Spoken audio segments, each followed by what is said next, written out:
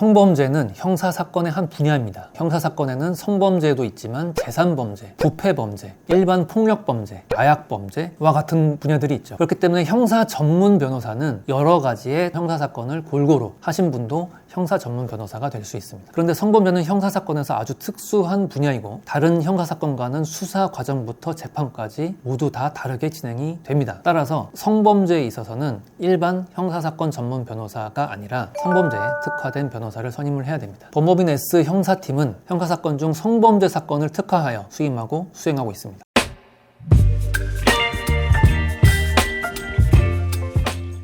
안녕하세요. 임태호 변호사입니다. 오늘은 성범죄 사건을 왜 성범죄 전문 변호사에게 맡겨야 하는지에 대해서 설명드리겠습니다. 성범죄는 일반 범죄와 다릅니다. 첫 번째는 증거에 관한 특수성이 있습니다. 성폭력 사건에서는 특성상 목격자도 없고 객관적인 CCTV나 그런 것들이 없는 경우가 대부분입니다. 그렇기 때문에 피해자의 진술이 주요 증거가 됩니다. 여기에 더해서 그 대법원의 성인지 감수성 법리에 따르면 피해자의 진술에 아주 강한 신빙성을 부여하기 때문에 피해자의 진술만으로 사건이 진행이 되고 고소당한 분이 처벌을 당할 가능성도 있는 겁니다. 근데 원래 증거가 부족하면 어떤 한 사람의 진술만으로는 다른 형사사건에서는 처벌되기가 어렵고 증거불충분 또는 불기소 처분이 나오게 됩니다. 이것이 바로 성범죄와 일반 형사사건의 차이인 것이죠. 두 번째는 수사 과정에서도 좀 특수성이 있습니다. 성인지 감수성 법리는 피해자 진술의 신빙성 뿐만 아니라 피해자에 대한 2차 가해까지 방지하고 보호해주는 역할이 있습니다. 그렇기 때문에 피해자에 대한 2차 가해를 막기 위해서 성범죄 사건은 수사 과정에서 대질신문을 하지 않습니다. 사실 이제 목격자나 다른 객관적인 증거가 없는 사건이라도 대질신문을 하면 어느 정도 사실관계를 잘 파악할 수가 있습니다. 그런데 유독 성범죄 사건은 대질신문을 진행하지 않는 거죠. 그렇기 때문에 성범죄 사건은 실체 진실 발견이 어려운 측면이 있습니다. 심지어 재판 과정에서도 피해자에 대한 2차 가해를 막는다는 이유로 판사가 피해자에 대한 증인신문의 질문사항을 많이 제한하고 있습니다. 세 번째로는 형량입니다. 성범죄에 대해서는 형법, 성폭법, 아청법, 아동복지법에서 정하고 있습니다. 그런데 그 형량이 다른 범죄에 비해서 매우 높은 편입니다. 최근 연예인 박수홍님의 친형이 21억 원을 횡령했다라고 판단을 받고 징역 2년을 선고받았습니다. 그런데 성범죄에서는 피해자 한 명에 대한 강간 사건에 선고되는 형량이 2년에서 3년이고 미성년자 의제강간, 아청제작과 같은 것도 단 한 건이더라도 징역 2년에서 3년이 선고됩니다. 결국 성범죄는 통신매체 이용 음란이나 단 한 건의 길거리 촬영, 아주 가벼운 어깨나 머리카락 터치 정도의 사건이 아니면 대부분 실형을 걱정해야 되는 중대한 사건이라고 볼 수 있겠습니다.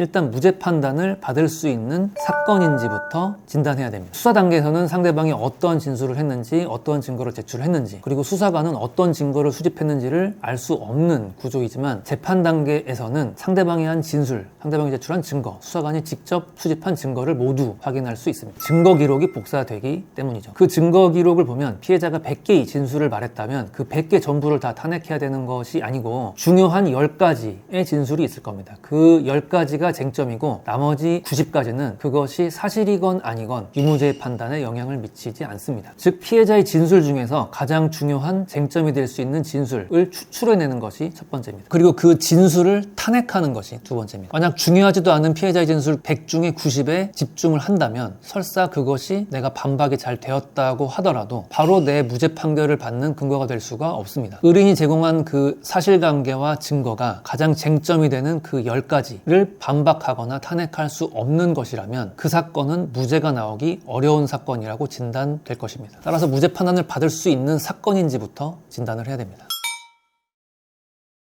제가 설명드린 내용을 종합하면 성범죄는 그 유무죄 판단 구조가 다른 형사사건과는 차이가 분명히 있습니다. 그렇기 때문에 처음에 방향 설정을 정확하게 해야 됩니다. 그리고 성범죄에 대한 판례도 변화하고 있습니다. 과거에 무죄로 판단되는 것들이 이제는 유죄로 판단되는 사안들이 있고요. 과거에 유죄가 되었던 것들이 지금은 무죄가 되는 그런 판례들도 있습니다. 판례가 변화를 하면 그 판례 변화에 따라서 수사 과정도 변화가 되는 것이고 그 수사에 대한 변호사의 변호 전략도 변화가 돼야 되는 거죠. 그리고 전문성은 무에서 유를 창조하는 것은 아닙니다. 전문성은 실수를 없게 하는 것이죠. 무죄 주장할 수 있는 사건을 실수로 자백을 하거나 자백을 해야 되는 사건을 고집부려서 무죄 주장을 하거나 그런 잘못된 판단을 하지 않게 도와주는 것이 바로 전문성입니다. 법무법인 S 형사팀은 성범죄에 관한 확실한 전문성이 있고 저는 그에 대한 자부심이 있습니다. 저희가 네이버 성전 카페를 운영하는데 아직 수사 개시가 안 된 사건도 카페를 통해서 이러이러한 종류의 사건도 앞으로는 수사가 진행이 될 것 같고 곧 입건이 될 것 같다라는 정보를 얻게 됩니다. 디지털 성범죄의 경우에는 계속해서 새로운 유형의 범죄가 발생하고 있는데 새로운 유형의 범죄가 발생하면 저희가 가장 빠르게 수임해서 수행하고 그 수행한 결과를 후속 사건에도 적용을 합니다. 성범죄는 형사 사건의 한 분야입니다. 형사 사건에는 성범죄도 있지만 재산범죄, 부패범죄, 일반 폭력범죄, 마약범죄와 같은 분야들이 있죠. 그렇기 때문에 형사 전문 변호사는 재산범죄를 많이 하신 변호사님일 수도 있고 부패범죄, 마약범죄에 특화된 변호사님일 수도 있습니다. 여러 가지의 형사 사건을 골고루 하신 분도 형사 전문 변호사가 될 수 있습니다. 그런데 성범죄는 형사 사건에서 아주 특수한 분야이고 다른 형사 사건과는 수사 과정부터 재판까지 모두 다 다르게 진행이 됩니다. 따라서 성범죄에 있어서는 일반 형사 사건 전문 변호사가 아니라 성범죄에